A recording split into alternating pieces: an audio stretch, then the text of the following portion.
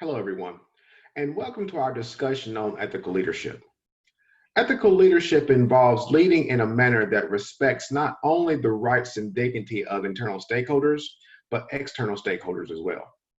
As previously discussed, increasing one's EQ and CQ can harness creativity within an organization while potentially creating a competitive advantage. Also, by demonstrating the organization's commitment to inclusive workforces, internal and external stakeholders understand the company's values, talents, employee development plans, and the well-being of its employees, which can reduce the reputational, legal, and operational risks. In discussing EQ attributes, which are self-awareness, motivation, and empathy, and blending them with CQ competencies such as metacognition, these leadership attributes can be translated across cultures and international boundaries. Given practitioners in the field refer EQ and CQ as theories, leaders must put these theories into practice to develop an ethical leadership approach. In reviewing and summarizing ethical leadership research, two leadership approaches that could be blended to develop an ethical leadership mindset could be transformational and servant leadership approaches. And transformational leadership can be characterized as the ability of a leader to inspire employees to perform work beyond their expectations by inspiring, encouraging, empowering, and influencing individuals to work toward a common goal or vision. Combining transformational leadership with servant leadership.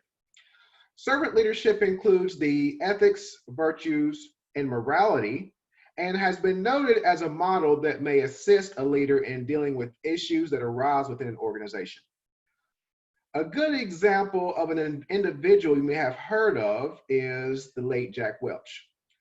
Jack Welch was the former CEO of General Electric, and he has been referred to as the CEO of the century by researchers, analysts, and executives.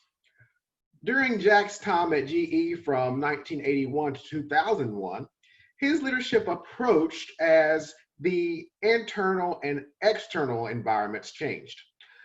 These actions could also be referred to as evolutionary leadership.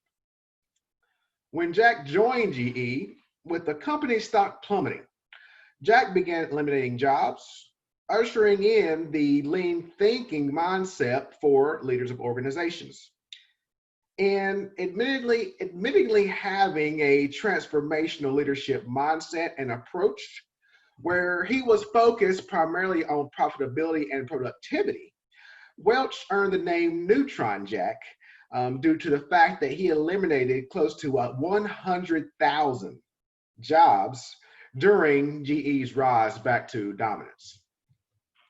Although it's been noted that Jack despised the name, with this reorganization, we can call it, Jack evolved into a transformational leader where he relied on the input of individuals within an organization to encourage creativity and harness innovation. Going back to the previous discussion, you may remember where we spoke about how EQ and CQ can harness innovation.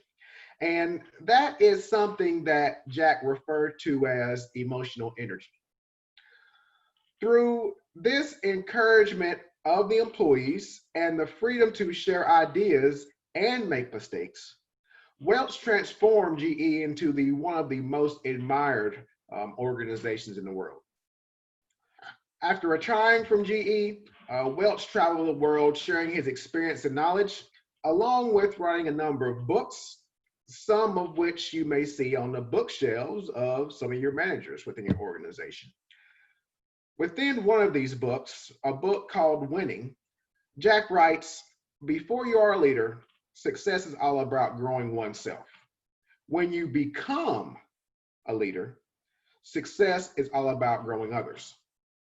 He then goes on to say about this statement that some call this servant leadership.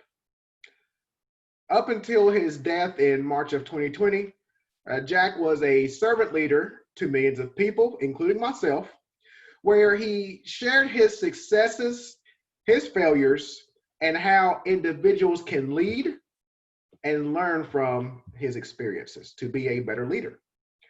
So, with what we previously discussed, you may ask, how do leadership theories and approaches mitigate risk from an ethical leadership perspective?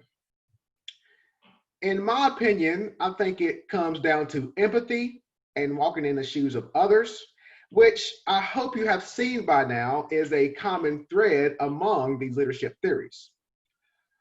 Following a highly publicized death of George Floyd while in police custody in May of 2020, John Gable, the president of the University of Minnesota, stated that the university would no longer use the services of the Minneapolis police departments for university large events, football games, and concerts, and would use an alternative supplier to service these events. Days later, the Minneapolis Public School Board followed in the direction of the University of Minnesota by unanimously voting to end its contract with the Minneapolis Police Department. So, as I am a supporter of those that serve and protect, imagine if that was your son or daughter on a video with the whole entire world to see with a police officer's knee in their neck. Do you think that that's a humane and ethical act? How would your shareholders feel if your company continued a relationship with an organization that had their actions published for everyone to see?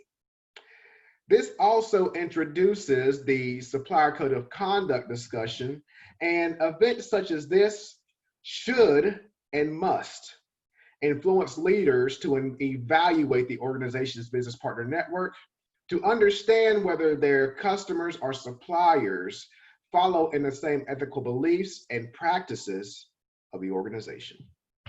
Thank you.